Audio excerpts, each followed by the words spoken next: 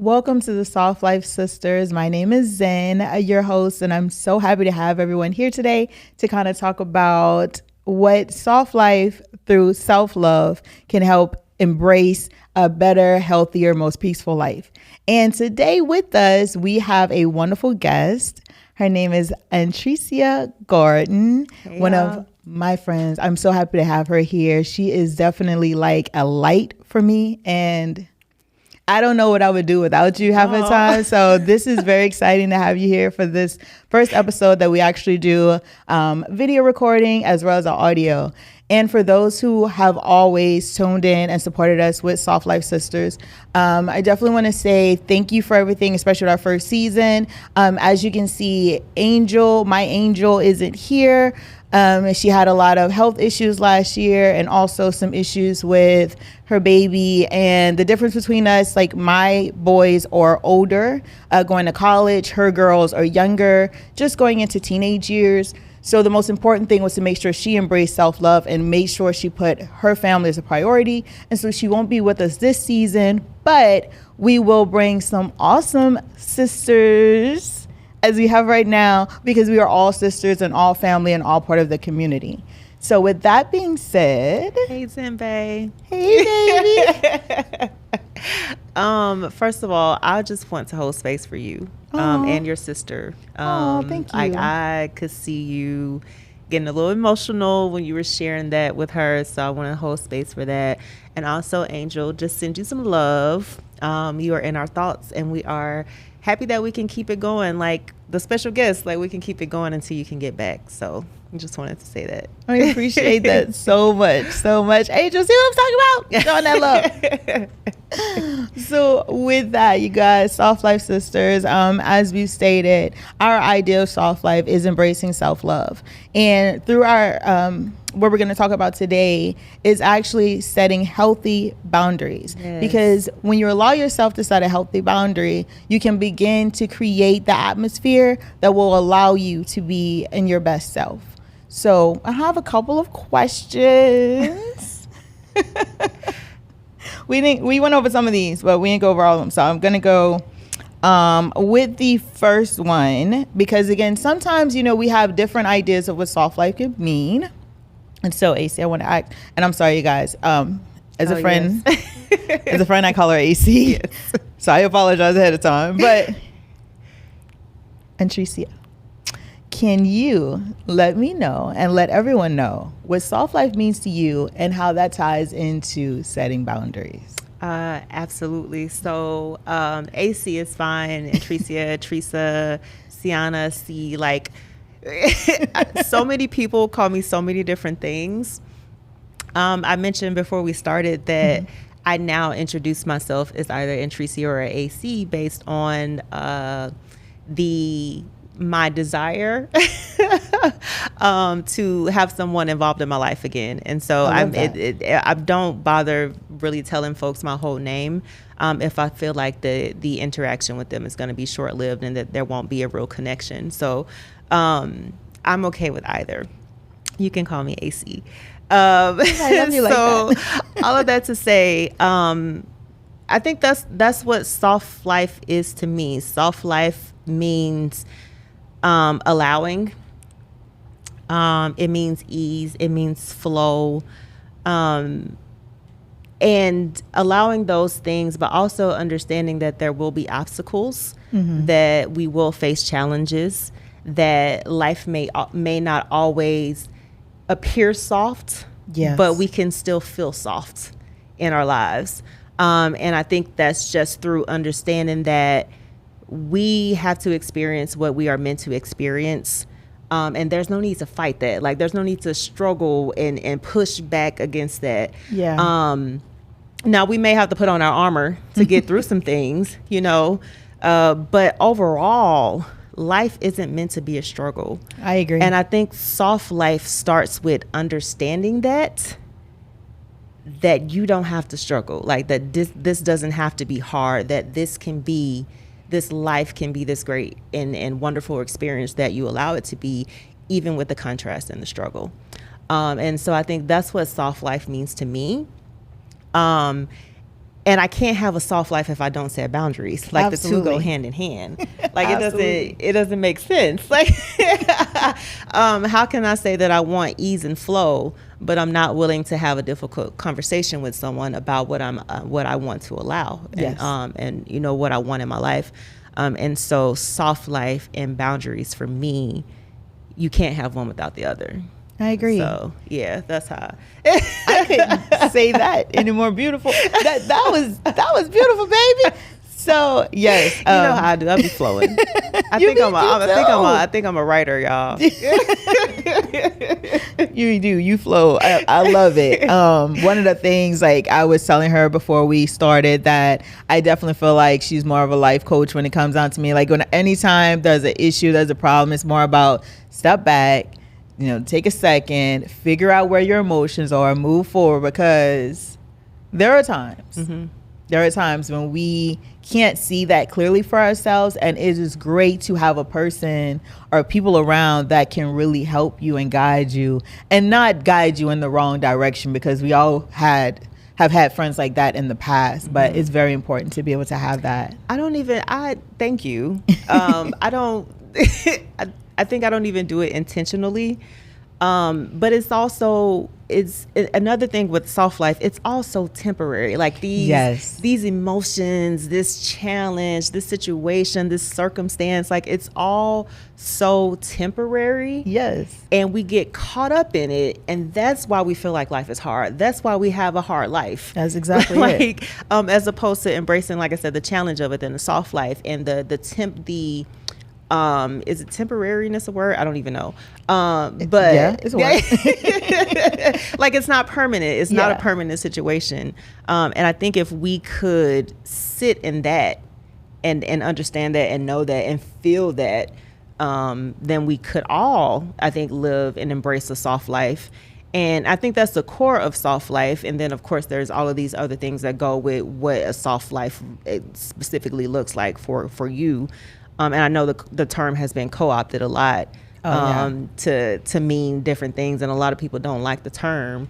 But I think a lot of people don't understand that this physical stuff, I don't know, like a lot of people equate soft life to what you can do for yourself and the way that you care for yourself. And, right. I think that's important and that's a part of it, but that's not the core of it. No, absolutely. And I think one of the main things is and embracing a soft life, and the tag that we actually use here with Soft Life Sisters is soft life equals or embraces self-love, not just in a physical way. And I know that's the easiest way to get started, a bubble bath, taking yourself on a date, getting your hair done. That's the way to get started. But true peace and true happiness comes through a peaceful mind. And so we really try to focus on providing ways to calm your mind so that as you do that, you begin to work on the things that make you a better person, that allow you to see yourself in the right light. And that can take time. And sometimes that's hard. And people disconnect from their emotions. We've been taught to be tough. We've been tough to just take on the world and not cry and not acknowledge if you're in pain. And that's part of the first steps in realizing how you can kind of dial back in order to be in line with the softer, more feminine side of yourself. And when I say that too, it doesn't just mean, because I'm prissy, or no, that's more about the divine power that you have inside of yourself, how to embrace that and how to be able to show that part of you to the world instead of what we have been forced to do in the past. And I think that's where the most important side of soft life is important to me and to the people around me.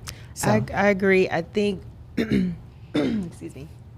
I agree that it was embracing the power within me that helped me to even consider the fact that I needed to create boundaries. Yeah. We were just talking about boundaries. And I grew up, I'm from Mississippi originally. So I grew up in the Mississippi Delta, honey. Very strict mother. Mainly because she was so afraid that I would make some of the same decisions that she did, and she wanted to shelter me from that. But growing up in the South as a woman, as a girl, as a little girl, you are told that you are to be seen and not heard. Yeah. And so being told that, and being restricted from doing so many things and having so many rules and regulations around how I live my life and how I operated my day to day, I lost my voice. Oh, yeah. And a part of having boundaries is being able to implement and enforce those boundaries. Yeah. And as someone who was told that my voice shouldn't be heard, it was impossible for me to speak up for myself a lot of the time. Yeah. And so that's a hard life. I agree. Like, that's a very difficult life for you to be unable to communicate your needs and your desires to another person in any relationship. Yeah. And so as I traveled through life, traversed through life, lived life, learned, and had different experiences, I felt like the life that I was living wasn't who I was. And so then I had to start exploring. My coaching practice, actually, Explore Your Truth, is why I named it that, because I had to start figuring out what was true for me and not what someone outside of me told me I needed to be, or who I needed to be, and how I needed to act, and how I needed to be treated, and all of those things.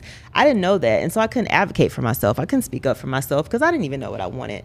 So I had to explore what I wanted, figure out what I wanted, and then figure out how the folks that I am in relationship with can support that. And how can I get rid of the folks that don't support that? And in order to do that, I had to set boundaries. Oh, absolutely. I love that, though. But it's something that you just said that I really want to kind of focus in on. You said establishing your truth. And we are taught so many things that don't line up with the core values of who we want to be as people. Absolutely. From parents, from friends, from teachers, mentors. So what was important to you, or how did you figure out how to get to those core truths in yourself? And how did you know those were the ones you wanted to focus on? Oh, because I started to tune into my own voice. I love that. Like, I literally had to drown out everything that didn't feel like me. Yeah. A lot of times we discount intuition, but that intuition is that still small voice, as a believer would say. It's that still small voice, but that's your voice, and that's your power, and that's everything inside of you telling you that this isn't right. This doesn't feel right to me. So let me figure out what does feel right to me. Yeah. And so it was a lot of learning and unlearning and relearning. And it's a cycle. I'm not done learning. My boundaries will change. My truth might change. Yeah. I literally told my nephew this the other day. I'm talking to him and I asked him how he identifies, and not to pin him in a box, but because I wanted to learn more about him. But when he told me who he was, I made sure to express to him that you don't always have to be this person. If you decide to change tomorrow and your truth is different, it's okay for you to live that. I don't give a shit what anybody else has to say about it. Yes. Yesterday I liked boys. Today I like girls. And what? Like, and so just learning who you are, because when you know who you are, can't nobody tell you different. Right. Can't nobody tell you different. And I'm a firm believer, because I have done the work. I know my voice. I know what other people told me, and that wasn't true about me. Yes. And so I can firmly say, I know who I am. And I know that if tomorrow I decide to be someone different, that's completely okay. I love that so much. So, girl, and I don't play about me. Not no more. I did for a long time, but I don't play about me no more. That's important. And something else that you actually just said, lining up with boundaries, it's how important, and I do it for me. I know I'm just asking a lot of questions right now, but for me, I felt like one of the important ways to establish healthy boundaries were to figure out the people in my life that will allow me to be me. Because sometimes you'll have a lot of people around you that will force you to be the versions of yourself that they're comfortable with. Yes. And they will put all of these rules and regulations on you that have nothing to do with who you are, what you believe in, or what you stand for. Yeah. So how important do you feel like creating an environment with people that support who you are, who you're becoming, and who you will be is to creating healthy boundaries. Oh, girl, you got to declutter. Like you have you have to declutter your entire life. Yeah. And that includes the people with whom you associate. Yeah. Like the people that you have around you, you are the total sum of them. That's true. And so if you have people around you that don't embrace your current values, your current needs and your current desires, and understand that you are a person who is dynamic and like that you will change. Yes. And I think that's the reason a lot of relationships fail, because you came into this knowing me as one person. Exactly. And that's the only way that I'm acceptable to you. But when I decide to grow, when I decide to hear my truth and become the best version of myself, I'm no longer of use to you. Yes. And then also that's an extremely important part of implementing your boundaries. I agree. You don't get a lot of people are going to leave when you implement your boundaries, and even more people are going to leave when you enforce your boundaries. Absolutely. And so while you do need to clean house, if you set boundaries and you enforce those boundaries, it's going to clean house for you. That's true. And I do believe that, especially when it comes down to friends, it's a little bit easier when it comes down to friends because honestly, and you say, oh, well, no, we've been friends for 25 years. That doesn't count if they don't support your soul. Like they don't support your core. Serve you anymore. It's not, and you have to let go. And we create bonds with people that sometimes it's trauma bonds, sometimes it's out of necessity at the moment, sometimes like it's because of time. We feel like we put so much time and energy into relationships, but if that's going to hinder your growth, then you can create a safe space for them. You can say, this is what I'm doing, this is where I'm going, and this is who I want to be. But if they're not willing to follow you and that, or allow you the space to become that person, you have to let them go. Because they don't love you. Because they don't love you. That's Right. the thing. That's true. A lot of people define love as a feeling. Yes. And a lot of time, love is very possessive. Yes. But love is the most selfless shit you can ever experience. That's No, really. true. Because here's the thing. If I say I love you, Zen, and you implement this new boundary, you took the time to say, okay, here are my core values. Yes. This is how I want to be treated. Yes. This is what I need to put in place to be treated this way. Yes. Let me tell the people that I love around me that I'm putting these things in place because I love me and I want what's best for my high self. Yes. And then because I want to step over you, because I don't appreciate the boundaries that you put in place to become a greater person, Yes. I'm going to stay in your life and just try to step over your boundaries and test your boundaries instead of walking away. But I say, I love you. That's not love. That's not love at Love all. is me wanting the best for you. And if you Absolutely. feel like by implementing these boundaries in your life, that is going to improve your life and that is good, that is for your highest good, and Yeah. that is going to be what's best for you, I support that because I love you. Yes. If I don't, but I still love you, I'm going to walk away. No, Because that's not- I love you enough to walk away. Love ain't sticking around. And we ain't talking about love, but I could talk about that too. Oh no, we about to talk about love next. So that's the thing. We Sorry. talked No, I think that's important. We talked about boundaries for ourselves. We talked about boundaries for friends. But how do you maneuver in boundaries in a relationship? Because especially if you've been with someone for years, it's one thing, okay, you just meet somebody, you're trying to listen. You can't follow my boundaries then, baby, listen. You wasn't for me anyway. But if you've been with someone for a while, you feel like you guys have built something beautiful together, and you begin to transition, and you know deep down, sooner or later they're going to catch on. But in the beginning, it may be a little bit rocky. How do you feel when you're first of all, your patience got to kick in. Let's be honest. You have to become extremely patient within yourself with the ones that you love, that you know are going to be around for a long time. But how do you feel, or not how, what do you feel like is necessary in order to maneuver through those type of waters in a relationship with someone who's there for the long haul? Maneuver through the challenge of them accepting my new boundaries? Yeah. That's a great question. I think it depends on how important the boundary is to me. I agree. So I would say if it's something like, babe, I really would prefer if you didn't come in the bathroom when I was in the bathroom. Like, Right. that's my personal time. I prefer you not to disturb me during that time. Right. There may be a learning curve there because she's used to coming in the bathroom with me. Right. And so it's not important enough for me to Enforce it. yeah, well, enforce it, yes, because I'm going to remind you that, hey, this is what I need. But I think even before we get there, I think on the front end, you have to get their buy-in. And so when I present this boundary to my partner, I'm saying, hey, this is what I've been experiencing. Yes. But this doesn't quite work for me anymore. And here is what I need from you. How does that sound? How can we agree on this on the front end so that it's less of an issue on the back end? And then on the back end, I just have to enforce it. And like I said, depending on what it is, something like that, I'm not tripping. But if it's like, babe, I really don't need you to come in the office when I'm on a work call. Like, I'm going to be probably a little bit more forceful about that one, because it not only affects me personally, it affects me professionally.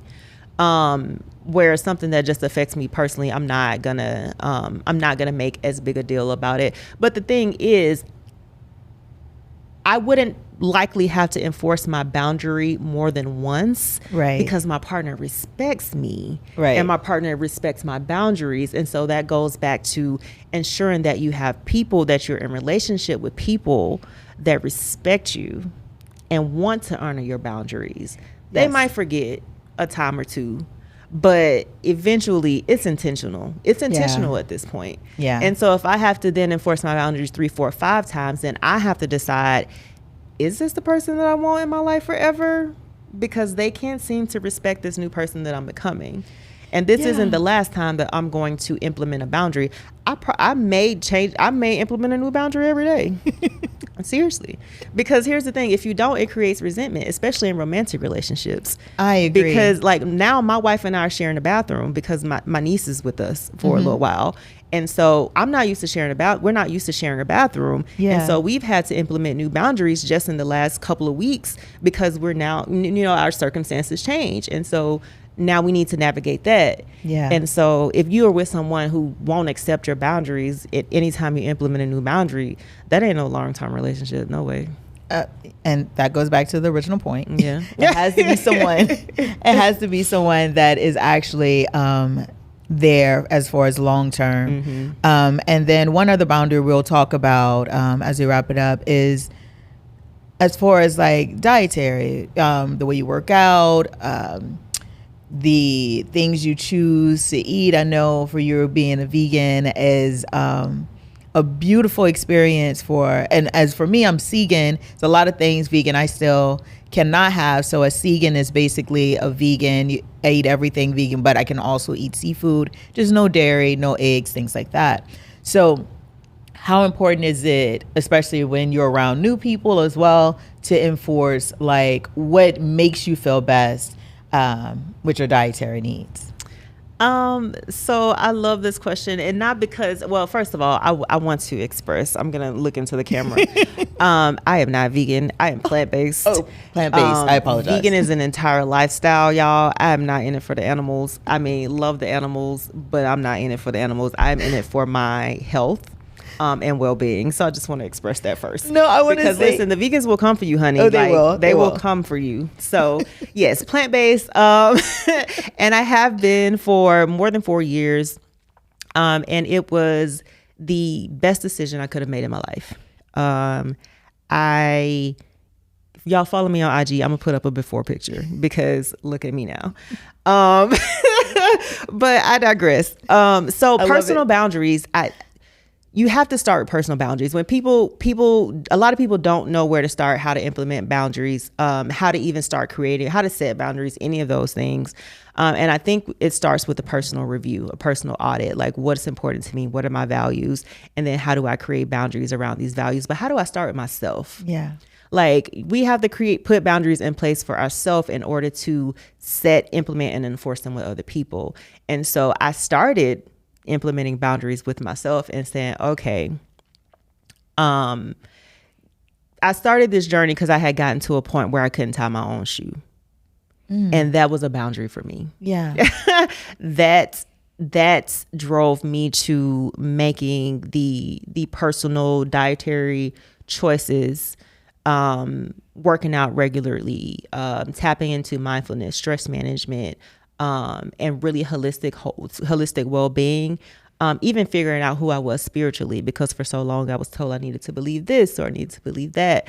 And so setting those personal boundaries to me was kind of the start of me becoming the person that I am today. I love that. And so I encourage folks, start with yourself. Start with exploring your relationship to yourself. Yes. Because if you understand who you are, and if you love yourself, setting boundaries is the first step to self-care. Agree. It is the first step to self-care. Yeah. And so when I'm in an environment where I have to enforce that, it's normal to me, because this isn't, when I made a decision to do this, I made a decision to accept all of the things that come along with it. Yes. And that means turning down these invitations, or being in a place where people not centering my plant-based diet, because they don't give a shit. They gonna eat meat and they gonna enjoy it, and they gonna look at me like I'm crazy, and some of them gonna make snide comments and remarks, but I'm not in it for them. I don't care what they think. I don't care how they feel. I don't care if you're uncomfortable because I'm not eating. I am honoring myself, my boundaries, and the decision that I made. Oh, I love that so much. And that basically wraps up just how you should respect each and every boundary that you have for yourself. It's important to allow those negative thoughts, those negative voices in your head, allow them space to make a noise, but remember they're just making noises. The voice that is most important is yours, and the one that makes you feel loved, respected, and seen.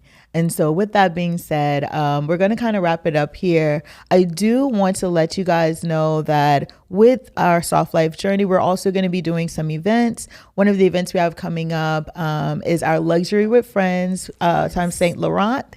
And that's going to be in September. It is right now an invite only. So if you would like to be invited, just send us an email at hello@lovepeacezen.com, and we'll make sure to put you on the list and get that information to you so you can join us as well. It's going to be a great experience.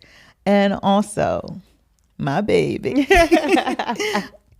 I'm definitely so glad you were here. I appreciate all of the beautiful words that you said. Our conversation, we could talk forever. We could. But I want you to kind of wrap up with where we can find you, some of the great things that you have going on, and anything that you want to leave the viewers and listeners with. Absolutely. Thank you, first of all. It is an honor being here. I value you. I value you as a person. I value your time. Thank you. And for you to think so highly of me to invite me here. Thank you. You can follow me on Instagram at the Bougie Black Hippie, BOUGIE BLACKHYPPIE. Also, I'm really into Threads right now, so if y'all want to hear my random thoughts, please follow me on Threads. I would love to see you there. And then also EYTcoaching.com if you want more mindfulness, meditation, stress management tips, or if you need some coaching. Happy to work with you. Appreciate it. Bye, babe. I love you. I love you too. So then we're going to wrap everything up. Remember, guys, if you have anything that you want to add to this conversation, we're going to have it open on social media. Please leave your comments on what you choose or things you had to go through to create healthy boundaries. We appreciate all of your feedback, and you are part of the Soft Life Sisters and the community that we're building here. So with that being said, we love you. We appreciate you, and be soft, sis. Peace.